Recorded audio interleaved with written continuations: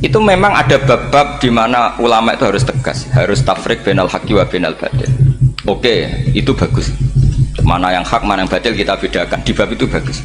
Tapi kalau nanti kamu ngaji bab tawadhu, lihat di Bidayatul Hidayah atau di semua kitab tasawuf, bab tawadhu itu, kalau melihat kamu orang kafir, kamu melihat orang apa? Kafir. Ini aso ma'akufri, ini maksiat wajar dia kafir. Saya ini muslim kok maksiat. Fadam bi akbah, maka dosa saya lebih buruk. Melihat orang tua, mesti ada aksaru ibadatan. Ini lebih tua, mesti ibadahnya lebih banyak. Nanti kalau melihat anak kecil, ada azharu minni sinnan, pasti maksiatnya banyak saya. Jika terus evaluasi gitu, sehingga nggak pernah takabur. Misalnya di sini, saya ini kan gayanya keren, duduk di atas sampan di bawah. Gayanya tok, hakikatnya sampan lebih sombong karena memerintahkan saya.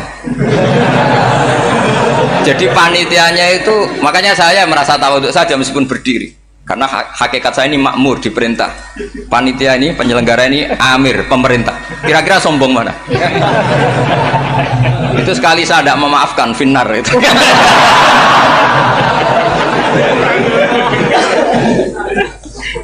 Tapi insya Allah tak maafkan. Iya masih insya Allah. Jadi ini penting. Jadi mbok ya orang-orang yang ekstrim tuh mikir keinginan Rasulullah SAW itu umatnya meninggal dalam keadaan baik. Makanya benar tadi, notulen tadi, kalau doa, kalau ingin mandi itu memang harus ada jadabnya. Tapi yang asli loh ya, jangan gaya-gayanan. Ya asli betul, yang nggak khilaf memang asli. Itu ada seorang wali doa di depan Nabi itu begini, ya Allah saya harus jadi orang soleh. Allah diharuskan itu kan nggak sopan ya. Ya Allah saya ini harus jadi orang soleh. Kenapa? Sekali saya soleh maka surroh habibu, yang senang kekasihmu. Sekali saya fasik maka yang senang musuhmu, yaitu iblis. Tinggal jenengan milih mana, nyenangkan kekasihmu apa nyenangkan musuhmu. Akhirnya dapat aku ya sudah soleh aja soleh, ini kok doa kok neror orang ini. Kira-kira gitu. Jadi ya Allah saya harus jadi orang soleh. Kalau saya jadi orang soleh surroh habibuk, yang seneng kekasihmu. Kalau saya jadi orang fasik yang seneng musuhmu. Sedangkan tinggal milih saja, menyenangkan kekasihmu apa menyenangkan musuhmu. Kira-kira Allah seneng mana? Seneng menyenangkan. Wah itu doa paling mustajab. Tapi syaratnya harus anti bikolbin dan dari ijazah nggak mandi, itu ijazah nggak mandi. Maka ini tidak saya ijazahkan. Nanti kalau kamu ngalami isak sendiri, ngalami wujdi sendiri, terus ngalami itu, insya Allah makbul. Ini mau gaya-gayanan copy paste nggak diterima itu. Jadi wali-wali dulu itu kalau berdoa itu sederhana, tapi dari hati yang paling dalam. Makanya Nabi Musa itu terkenal, orang paling seenaknya sendiri dan Nabi Musa hubungannya dengan Allah. Tapi sama Allah dimaafkan karena orisinil, tidak bikin-bikin. Rasulullah juga itu, kalau sudah marah itu doanya gitu. Cuma celakanya ditiru Nirawarisman dulu itu. Nabi itu ketika perang Badar itu jelas kalah, nggak mungkin menang, sudah jelas kalah. Nabi hanya 313, orang kafir 1000 dengan perlengkapan apa? Sudah lengkap semua. Setelah perang dilihat itu jelas kalah. Seri awal yang memang kalah betul. Doanya Nabi apa? Allahumma intuhlik hadil isobah lam tu'bad ba'dal ya. Ampun Gusti, silahkan bikin kalah, tapi ra ono sing roh jenengan pangeran. Mohon lahiran jenengan dadi pangeran, serano sing roh. Enggak ada ibadah. Intuhlik hadil isobah lam tu'bad ba'dal ya. Kalau engkau menghancurkan kelompok saya ini, jenengan sebagai Tuhan tidak ada yang nyembah lagi. Karena yang nyembah tinggal kelompok kita. Tapi yang ngendikan Nabi, kalau kamu niru tidak bisa. Gak bisa kamu doa, ya Allah saya ini santri salafiyah, kalau saya bodoh menjadi presiden buruk terhadap alumni salafiyah. Gak apa-apa sekali-kali doa gitu. Tapi kata Allah lainnya masih banyak.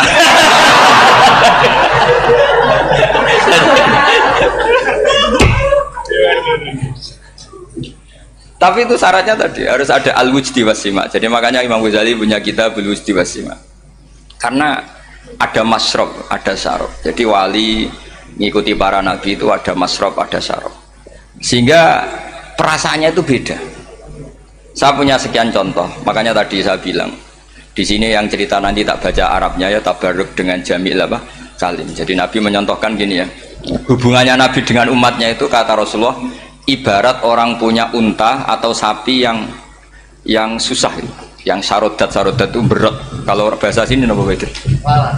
Yang Larat ya Pak? Melayu. Terus orang-orang lain ingin membantu, kubu sebelah ingin bantu, tapi ketika mereka ingin bantu malah unta ini tambah lari karena asing.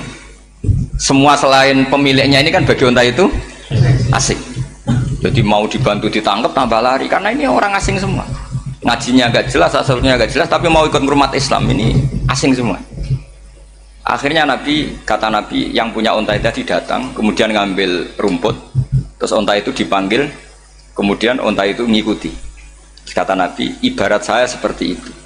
Kalau saya yang memimpin Islam, saya yang merawat umat saya, maka umat akan mudallalah, akan nurut. Tapi kalau yang rumat kalian, malah Islam menjadi kacau. Kenapa menjadi kacau? Karena tadi nyifati Allah saja salah. Orang Islam baik dihukumi kafir hanya karena tahlilan, hanya karena manakiban dihukumi kafir. Sekarang inginnya Nabi orang menjadi muslim apa kafir? Inginnya Nabi orang menjadi muslim apa kafir? Muslim. Lalu gara-gara melakukan perilaku tertentu dihukumi kafir. Iya, ziarah wali songo musyrik, nyekel patok musyrik. Katanya minta sama mayit. Padahal saya andekan jadi mayit itu diziarahi sampean nggak seneng. Nggak senengnya karena ya kadang murid itu jari gurunya ya kurang ajar. Masa gurunya dibilang gini, ya Allah, ingkana musinan fazid fi ihsani, wa ingkana musian fatajawas andu. Kata gurunya, soleh tenan darani ingkana. Makanya saya tidak suka zaman ziarah ke saya. Kecuali doanya ditasihkan dulu ke saya. Makanya nggak boleh ziarah itu pada Nabi, bisa murtad kan? Coba itu baca di depan Nabi, murtad nggak? Ya Allah, kali ini baik maka gini, kalau buruk masa Nabi baiknya ingkana. Lah orang-orang yang menyerang kita kan itu nggak ada zaman sahabat doa seperti itu ya, mesti nggak ada, mana mungkin sahabat baca itu di depan Nabi. Masa Nabi didoain ya Allah kalau dia baik maka fazid, maka kalau dia buruk ya nggak mungkin. Lah mereka nyerang kita itu nggak ada dalam sejarah sahabat. Sahabat kok nahlili Nabi juga Nabi mau didoain maghfir lahu, kan ngenyek kanjeng Nabi jadi ngono iku firlahu. Ya mesti saja sahabat gak akan tahlilan. Yang kabudut itu Rasulullah, bahkan diistilahkan kabudut saja salah, intaqala ila rafiqil ala. Nah kalau sampai harus ditahlili, kalau enggak yang rokok betul. Amalnya pas-pasan, dosanya berkelanjutan. Kondak gimana? Punya tanah warisan yang hasil ngerebut milik orang lain, kamu sudah mati, dipakai anak cucumu, ini berkelanjutan enggak dosanya? Berkelanjutan, berseri-seri. Mereka kalau nyerang kita kan sahabat tidak melakukan itu untuk Nabi, ya nggak mungkin lah sahabat mendoakan itu pada Nabi, kan nggak mungkin. Coba kalau kamu jadi mayit, terus kamu gurunya, terus ada murid kamu bilang Allahumma ingkana musinat fazid fi ihsani wa ingkana musian fatajawas anhu, mesti kalau kamu bisa bangun. Ya Allah, cong meyakini saya soleh itu masih ingkana. Kalau guru saya soleh maka, kalau guru saya buruk maka, itu kan taklek namanya Pak, itu kan kurang ajar. Saya tidak pernah doa gitu di depan Muhammad Basura, tidak pernah. Saya kalau doakan bangun ya tidak pernah gitu. Allahumma ali darajati fil jannah gitu, saya nggak pernah. Ingkana nggak pernah, karena andekan itu saya juga sama engkau. Cuma kalau ada orang doa di Mbah Mun gitu ya karena orang lain ya tak biarin, tapi saya tidak bilang amin, ya biarin aja sudah. Tapi kalau santri sarang nggak usah lah doa ya apa ingkana kok. Mosok meyakini solehnya gurunya kok nunggu apa? Enggak. Ini bukan ijazah, ini marah ini, jadi pelurusan ini. Saya ulang lagi, ngaji itu harus khatam. Pentingnya khatam tadi, kalau di bab tafriq bainal haqqi wa bainal batin, akan kubu sebelah ini benar karena tegas. Tapi kitab itu tidak hanya bab itu, juga ada bab tawadhu. Di bab tawadhu itu, misalnya kita melihat orang kafir ini wajar maksiat, kan dia kafir. Masa saya mukmin maksiat? Dan ini kafir bisa saja nanti husnul khotimah, saya muslim bisa saja su'ul khotimah. Jika tetap tawadhu, melihat yang lebih sepuh ini aksaru ibadatan minni, melihat yang kecil asghar berarti aqallu maksiatan minni, sehingga melihatnya itu tawadhu. Jadi kalau di bab tawadhu semuanya orang itu mungkin. Nah di sini Rasulullah SAW mengajarkan, ketika malaikat Jabal bilang Muhammad, orang yang mendustakan kamu saya tungkepi gunung biar mati semua. Kata Rasulullah, saya berharap keluar dari tubuh mereka min aslabihim, dari keturunan mereka orang-orang sing mukmin. Sudah karuan kafir saja Nabi tidak berhenti berharap, jangan-jangan nanti keturunannya mukmin, dan itu betul. Kita tahu Abu Lahab punya anak Darroh itu mukminah. Abu Jahal punya anak Ikrimah juga mukmin. Dulu Walid bin Mughirah musuh besarnya Rasulullah punya anak Khalid bin Walid. Sekarang orang-orang yang abangan gak hafal Quran, kadang anaknya hafal Quran. Lewat program PTPQ, kadang yang hafal Quran malah anaknya ndak hafal. Makanya kalau pas wisuda sampai bingung. Gurunya itu sampai nangis. Kenapa nangis? Ini anaknya orang nggak hafal Quran tapi sudah hafal. Saya gurunya ndak hafal kata. Lah kenapa bisa jadi hafid? Karena guru sewaan kata. Itu banyak sekali. Ini penting saya utarakan supaya ekstremitas itu berkurang. Logika-logika yang dibangun ulama itu ngikuti riwayat. Agama itu ngikuti riwayat, bukan sekedar akal. Saya punya contoh ketika kitab Ihya menutup kitabnya, yaitu Imam Ghazali. Itu ada dua orang, ini di akhir kitab Rojak dan dipakai nutup kitab Ihya sebagai rojaknya Imam Ghazali. Ada dua orang min ahlinar dipanggil sama Allah. Ini sekaligus ijazah, kali ini ijazah betul. Yang dipanggil di ke surga itu masih muqayyad dan biangkalil jahim, masih muqayyad, masih dibelenggu sama atribut neraka. Terus sama Allah ditanya, piye jong kabarin rokok? Wah syarra makanan Gusti mun rokok jenengan takokno sekarang ra enak jen. Terus kata Allah, ya sudah kamu kembali ke sana karena kamu memang orang fasik. Itu lari, semangat mau ke neraka. Ini ijazah. Semangat disuruh kembali ke neraka itu semangat lari. Allah tanya, "Loh, Cung, kenapa kamu semangat?" Ya Allah, saya ini sudah kapok. Dulu ketika di dunia kamu perintah, engkau perintah, saya tidak semangat. Maka kali ini jenengan perintah saya semangat. Karena saya sudah kapok. Setiap engkau perintah saya ada lari semangat ke neraka.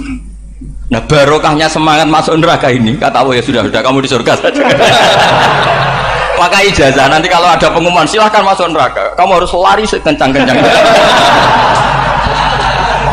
Karena itu perintah Allah apa? Yang ketika kita di dunia kalau diperintah males-malesan. Kalau kamu diperintah sholat subuh jamaah kan males-malesan. Dan itu menjadi kita masuk neraka. Sebagai kafarah itu ya Allah, karena ini perintah engkau, saya tidak males-malesan lagi. Wis ngebalikin rokok, lari semangat. Allah akhirnya haru, dimaafkan. Panggil lagi, sudah di surga saja. Barokahnya semangat masuk neraka. Nah, ini ijazah ini. Ya diterima ya. Kok enggak semangat terima ya. Yang kedua enggak. Sudah kamu kembali ke neraka, pelengahan gitu. Enggak semangat. Allah dilihat terus enggak semangat. Kenapa kamu toleh? Ya Allah, saya tidak pernah ngira ketika engkau manggil saya ke surga, kemudian engkau kembalikan lagi ke neraka. Ya sudah di surga saja, barokahnya husnudzon. Jadi ini ijazah, kamu milih dua itu, milih yang mana terserah. Artinya apa? Logika kamu itu tidak mesti masuk apa yang dilakukan oleh Allah Subhanahu wa Ta'ala. Itu logika kamu kan tidak masuk, tapi Allah yaf'alu ma yasha. Ini penting saya utarakan. Nah tapi orang-orang ekstrim itu maunya nyifati Allah dengan status yu'adzib, yantakim, Jabbar, Qahar. Sifatnya Allah Ta'ala itu 99. Kenapa apa kamu hanya satu? Jadi tetap saja menghadapi fenomena seperti ini tetap laisa laka minal amri syai'un aw yatuba alaihim aw yu'adzib. Sehingga setahu saya Mbah Mun, Mbah Hamid Pasuruan, guru-guru kita, habaib yang alim-alim itu melihat tamu macam-macam ya dilayani semua. Karena ini ngadepi fenomena sosial yang semuanya tidak jelas. Kalau nggak jelas apa? Ya kita bisanya berharap karena afdolul ibadah itu intidharul farad. Kalau belum Islam sekarang kita harapkan nanti. Kalau bapaknya enggak kita harapkan anaknya. Kalau anaknya belum kita harapkan cucunya. Karena agama ini limangka nayarjuwo hawal yaumal akhir. Agama ini bagi yang terus berpengharapan, bukan bagi yang putus asa. Ini yang penting saya utarakan. Jadi apalagi Allah sudah punya rencana tadi, yang goblok-goblok di pedalaman Dayak bikin masjid, yang pinter-pinter ramen lomba untuk sangu, untuk umroh. Kira-kira memberi sama mendapat pahalanya keren mana? Memberi. Tapi tidak usah jadi goblok. Goblok tidak usah direncanakan, sudah terjadi. Jadi makanya saya bela karena sudah terjadi gitu. Tapi tidak usah direncanakan. Nanti terus wah goblok aja cara Gus Bak gak apa-apa ndak. Sudah kadung ini cuma kita itu iman ya. Jadi karena yang pinter itu yang jumlahnya tidak banyak. Ini kita bully saja. Karena kamu bully pun tetap mulia kan orang pinter ini. Tapi kalau orang goblok gak dibela habis dia. Yang pinter buat dikritik kayak apa kan tetap mulia kan. Lah yang muji sudah banyak saya ngeritik saja lah. Ini tidak akan jatuh. Tapi yang goblok ini kan gak ada yang bela. Saya sebagai umatnya Rasulullah, pecinta umat Rasulullah, tak bila, tenang saja. Ada hikmahnya apa? Hikmahnya orang goblok. Betul loh, saya itu sering ketemu dokter, ketemu profesor tuh nangis. Tak tanya kenapa nangis. Bapak saya itu petani, saya di Jogja sampai jadi dekan, jadi rektor. Tapi saya sekarang rektor, anak saya sekedar SMP naik itu sudah senang. Nggak dengar kabar ketangkep BNN sudah senang. Padahal saya ini ahli metodologi. Ternyata pinter bapak saya. Karena bapaknya tadi hanya petani bisa menjadikan anaknya profesor. Tapi profesor tidak mesti bisa jadi. Anak saya SMP aja sudah senang. Karena Allah ingin membuktikan pinter kamu itu tidak ada artinya di depan iradatullah. Di depan apa? Iradatullah. Supaya orang tunduk. Lo coba yang jadi ulama tabi'in itu rata-rata abnaul mawali. Anaknya budak yang dimerdekakan. Karena Allah seperti itu. Ada yang tokoh yang tadi zuriyatam ba'duham 4 itu harus kita jaga. Saya termasuk orang yang ditakdir punya mbah-mbah alim, itu juga harus dijaga. Yang enggak alim peluangnya masih banyak. Banyak sebanyak-banyaknya. Asal tadi lewat jalur sregep, dan kalau bodoh ngaji saya nanti. Tak ajari robbana ma khalaqta hadza napa? Karena ayatnya gitu, min dzurriyyati Adam wa mimman hamalna ma'anu wa min dzurriyyati Ibrahim wa Israil. Terus terakhir ditutup wa mimman hadaina wajtabaina. Itu umum, tidak jalur nasab. Siapa saja yang hadaina wajtabaina. Ini penting saya utarakan. Jadi ini sebagai penutup, tak baca teks Arabnya supaya kita dapat barokah jami'ul kalim. Karena sebarokah-barokahnya bahasa Jawa atau bahasa Indonesia masih barokah bahasa Arab. Cuma kalau tidak saya terjemah dulu, nanti saya baca ini kamu amin amin dikira doa aja sih. Makanya ini diterangkan dulu biar gak korban apa? Diamini. Karena saya ini pernah Jumatan di satu kampung, imamnya itu sepuh. Imamnya sepuh, khutbah itu gak selesai-selesai karena dia gak bisa menyelesaikan sesuai teks di bukunya itu. Yang belakang mantul terus amin amin. Akhirnya Pak Khotib ngadeg lagi, cungkur doa, cungkur.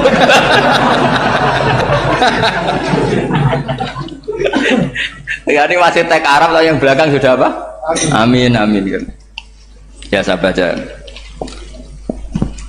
Disimak. Bismillahirrahmanirrahim. Waruya anak Arabian ja'ahu yatlubu min husai'an fa'atahu sumaqala ahsantu ilaika. Dikasih sesuatu ya tadi saya contohkan, misalnya dikasih hanya 10.000. Qalal Arabiyullah wala ajmalta, kamu ya belum berbuat baik. Faghadibal muslimun wa qamu ilaihi. Orang-orang Islam marah besar karena Nabi dikomentari la ajmalta, kamu tidak orang baik. Fa asyara ilaihim an kuffu, kata Nabi jangan kamu pukulin. Kalau di Madura sudah tuntas tuh kena celurit itu kalau. Sumakoma kalau di MA tadi ya, di Madura asli tadi ya. Sudah ya sudah tuntas. Sumakoma wa dakhala manzilahu. Setelah itu terus arsala ilahi sallallahu alaihi wasallam wa zadahu syai'an. Kemudian Nabi menyuruh dia, ayo masuk rumah terus ditambahi. Faqala ahsantu ilaika qala na'am fajazakallahu min ahlin wa asyiratin khairan. Setelah ditambah banyak sama Nabi, saya sudah baik sama kamu. Wah, baik kalau sekarang baik. Itu mengatakan baik karena ditambah uang loh. Bukan karena dari nuraninya, karena ditambah uang, ditambah duit. Amplopane ditambahin. Faqala lahu Nabiyyu sallallahu alaihi wasallam, innaka qulta ma qulta wa fi nafsi ashabi min dzalika syai'un. Fa in ahbabta faqul baina aydihim ma qultu baik. Ma qulta baina yadayya hatta yadhaba ma fi sadrihim alaika. Kamu tadi ngomong dan menjadikan sahabat saya tersinggung. Coba sekarang klarifikasi supaya mereka clear apa? Itu menunjukkan klarifikasi itu termasuk wataknya Rasulullah Shallallahu Alaihi Wasallam. Tadi kamu menyinggung saya di depan umum, maka sekarang kamu muji saya juga harus di depan umum supaya clear, supaya mereka tidak punya perasaan macam-macam.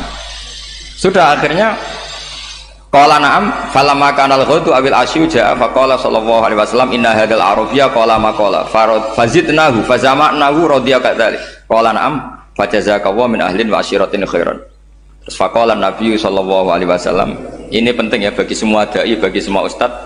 Masali wa masalu hada masalu rajulin lahu naqatun saraddat alaihi fattaba'an nasu wa fa'atba'an nasu falam yaziduha illa nufuran fanadahum sahibuha khallu baini wa baina naqati fa inni arfaqu biha minkum. Jadi namanya unta, sapi atau kuda itu lebih terbiasa sama pemiliknya sama orang lain. Sama pemiliknya. Kalau orang lain ikut mantu ketika berat malah tambahlah lari. Sama kiai sama umat tuh, kalau kiai kan punya syafaqah sama umat, maka inginnya umatnya dimaafkan. Tapi kalau kubu sebelah inginnya mengkafirkan, mendosakan, membid'ahkan, nah, itu bisa diharap nggak umat mau kembali, malah lari. Makanya saya pernah ngalami ini serius. Ada orang tukang ngafir-ngafir nawang NU gitu.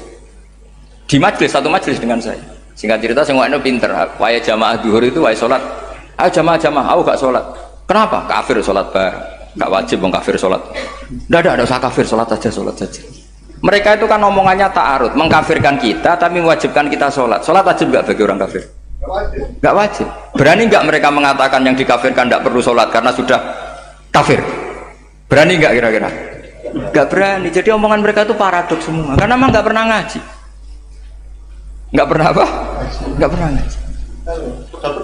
Ngajinya betul-betul. Nggak pernah khatam tadi. Ya jadi kata Rasulullah, fa inni arfaqu biha minkum wa a'lam. Fatawajjalaha baina yadayha fa akhudalaha minkum mil ardi faradda hatta ja'at wastanakhat wa shadda 'alaiha rahlaha wastawa 'alaiha wa inni law taraktukum kaqaulihi. Terus ya sudah seperti itu. Faradda hatta ja'at wa shadda 'alaiha rahlaha wastawa 'alaiha wa inni law taraktukum terus itu walhasil itu terusannya hadis itu, kalau saya membiarkan dia dengan keyakinannya tadi mengkritik saya dan dia mati maka dakholan. Jadi intinya gini, senang Nabi dibayar itu sah. Seneng Nabi dibayar itu sah. Seneng Nabi dibayar itu sah. Jadi ya kalau ada maulid terus kiainya ngasih makan-makan terus menjadi seneng Nabi karena ada Bukharinya, itu juga sah. Ono zaitune sah. Terus kiainya seneng karena untuk amplop juga sah. Jadi ini sudah ini sama-sama sah. Karena untuk kebaikan selalu sah. Makanya mungkin di sini ya habis doang kajian di sini mesti ada sarapannya pertama. Iya. Kopi dan sarapan. Ngaji pagi jadi orang datang ingin sarapan tidak apa-apa, tidak apa-apa, sah itu sah. Sayyid Muhammad juga gitu, kalau ada orang ngaji dikasih uang juga sah. Ya jadi ini jelas ya, jadi riwayat ini jelas. Kemudian riwayat yang ada di kitab Bukhari ketika Rasulullah didustakan, dibuli, ini wa ana mahmum ala wajhi falam astafiq illa wa ana biqarni sa'alib, yang di bawah garis itu ada yang di Bukhari. Farofatu rosi faidan ana bisahabatin qad adallatni fanadhartu faidan fiha jibrilu fanadani faqal inna wa qad sami'a qala qaumika laka wa maraddu 'alaika wa qad basa ilaika malakal jibal litamurahu bima syi'ta fihim fanadani malakul jibal fasallama 'alaihi tsumma qala ya Muhammad faqala dzalik bima syi'ta in syi'ta an udbika alim al-akhsaban faqala Nabi sallallahu alaihi wasallam bal arju ayyukhrijawahu min aslabihim ma ya'budu wa wahdah la yusyriku bihi syai'an. Jadi Nabi menghadapi yang sedang kafir saja enggak putus asa, bisa saja mereka nanti melahirkan anak-anak yang Islam. Jadi kalau ada kiai menghina orang kafir itu jangan melihat kiai kok pancanan wong kafir, yang benar itu kiai yang penuh harapan sehingga sama orang kafir saja berharap. Tapi sekarang enggak, kiai pancanan wong kafir, kiai kok pancanan wong fasik. Logikanya dibalik, kiai nelateni wong kafir nak menawa anak turune masuk Islam, kiai nelateni wong fasik anak menawa dadi soleh. Logikanya harus seperti itu. Nah soal perang itu beda. Perang kan mereka sudah menstatuskan diri ingin bunuh kita, tentu kita harus berani untuk mempertahankan diri. Tapi kalau kondisi normal tidak bisa seperti itu. Ini kan kondisi normal. Itu Rasulullah ya nggak boleh, karena tadi bahkan kalau saya pernah ngaji ini di Sidogiri, pernah cerita Rasulullah jejer Nabi Nuh, ada seorang wali pasnya Abu Hasan Asyadili. Siapa Abu Hasan apa? Asyadili mimpi ketemu Rasulullah jejer Nabi Nuh. Kemudian Nabi Nuh itu digojlok sama Rasulullah, kamu pernah masukkan kaum kamu, bisa saja fi aslabihim atau fi zuhurihim ada nasamatan sing tu'minu billah. Sekarang misalnya begini ya, ini orang kafir, di sini itu ada gen yang ribuan ila yaumil qiyamah. Bisa saja gen-gen yang sekarang masih di zuhurihim, karena kalau apa gen di lelaki diistilahkan fi zuhurihim, ini saja nasamatan tu'min, nasama yang nanti mukmin. Kalau dia mati kan berarti kamu membunuh calon orang mukmin berikut. Jadi, tapi ya sama. Tapi kalau kamu bilang dibiarkan, bisa saja ini ada nasama sing calon kafir. Berarti kamu membiarkan kekafiran. Nah di sini hebatnya Allah. Allah bikin Nabi Nuh mewakili istihad potensi kekafiran berlanjut, sehingga beliau bilang wala yalidu illa fajiran kafaro. Paham ya kan? Rabbil tadzar alal ardi minal kafirina dayara innaka intadzarhum yudillu ibadaka wala yalidu illa fajiran kafaro. Logika itu terwakili oleh Nabi Nuh. Logika bisa saja ini ada nasamatan untuk minubillah. Itu terwakili oleh Rasulullah bal arju ayyukhrijawahu min aslabihim may ya'budu waha wa la yusyriku bihi syai'an. Kayak apa untungnya kita jadi umat Rasulullah sallallahu alaihi wasallam? Masalahnya nabimu gak Nabi Nuh, Nabi Muhammad. Jadi kira-kira istiadat kamu ikut Nabi siapa? Kalau main hantam ya ikut Nabi Nuh. Kalau main rojak berharap Nabi Muhammad. Ya sudah, sampean ikut mana coba? Nabi Muhammad. Ini penting saya utarakan supaya apa-apa itu terukur lewat ilmu. Ya pokoknya istilah kayak Wali Songo yang tercerminkan sampai ke kita kayak Pak Hamid, karena Pak Hamid ini sanadnya secara gen sampai Sunan Bonang, di silsilah itu sampai Sunan Bonang. Saya punya catatan nasabnya Pak Hamid Pasuruan sampai Sunan Bonang, ditulis Mbah Khim itu ya, pas 40 harinya Mbah Hamid itu silsilah itu. Saya kira demikian, saya mohon maaf atas semua kesalahan. Wah, baru mulai. Ya Santi Putri itu nggak usah mikir besar berat-berat, yang penting nurut suami, itu kata para suami. Tapi kalau suaminya nggak layak diikuti ya diberontak saja gitu. Karena nggak ada sesuatu yang luar biasa kayak perempuan. Itu kata Sayyidina Umar, pernah dia mau jalan ya, dicegat sama Khawlah itu binti Salabah. Itu sampai 3 jam. Padahal Umar sudah Amirul Mukminin. Sudah siapa? Amirul Mukminin. Tapi ketika ditanya, kenapa engkau berhenti karena orang tua ini? Kamu tahu orang tua ini siapa? Ini ketika protes itu didengar langit sabtuju. Yaitu yang di ayat qad sami Allahu qaulal lati tujadiluka fi zawjiha wa tastaqi ila Allah. Jadi sing protes wong wedok ora trimo bojone, Kanjeng Nabi diprotes. Ya singkat cerita, Khawlah itu cantik. Memang contohnya harus cantik. Kalau jelek nggak bisa. Khawlah itu cantik sekali. Walhasil dia mungkin khed atau apa, lama mungkin khed. Terus suaminya datang. Aus bin Somit ini datang. Melihat istrinya pas sujud. Di semua teks riwayat fa'ajabatu ajizatuha. Makanya gambarannya harus cantik. Enggak usah diterjemah ya, fa'ajabatu ajizatuha. Singkat cerita Aus itu minta dilayani saat itu juga. Si Khawlah nggak mau karena sedang ibadah. Bongkok sih mas kok dalu. Enggak kok sekarang. Saking mangkelnya karena agak kesampaian. Ya orang lanang kan gitu, mesti kotor kalau nggak kesampaian. Terus Zuhara minha, dia melakukan dihar. Anti aliyah ka dhuhri ummi. Dulu dihar dalam hukum jahiliyah adalah tolak. Setelah ditihar, Aus getulnya bukan main karena Khawlah ini cantik. Makanya contohnya ada cantik, karena kalau nggak cantik nggak getun itu. Terus kalau nggak cantik juga suaminya ada kesusu gitu. Sudah tahu semua pokoknya gitu punya ada. Singkat cerita akhirnya suaminya datang ke Rasulullah. Ya Rasulullah, saya ini sangat mencintai istri saya, tapi tadi saya keterucut dihar dia. Lalu solusinya gimana? Ini karena tambahnya khas perempuan, kata Mbak Idris, ya sudah tak turut, ini khas perempuan. Kemenangan partai apa? Perempuan. Tapi tidak PSI, ini kemenangan partai perempuan. Kata Rasulullah, sementara hukumnya begitu. Kalau dihar itu bimanzilatit tolak. Ya sudah, kamu nggak bisa kumpul lagi sama dia. Istrinya dikasih tahu, protes. Apa? Hukum apa-apaan itu? Diparani Rasulullah. Ini hukum tidak benar ya Rasulullah. Ya tapi setahu saya hingga detik ini saya sebagai Nabi hukumnya baru begitu. Nggak benar. Dibantah terus sama Nabi diancam gini, kalau engkau tidak bisa memutuskan tak laporkan Allah.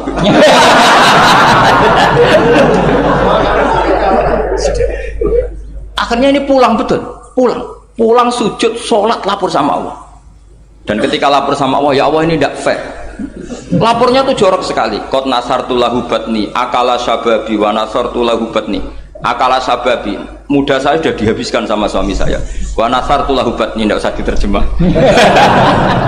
Tapi ketika saya sudah tidak muda, sekarang saya mau diceraikan lewat apa? Dia.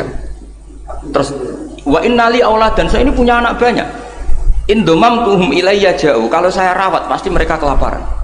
Karena saya miskin, saya seorang perempuan. Tapi wa indomam tuhum ilaihi do.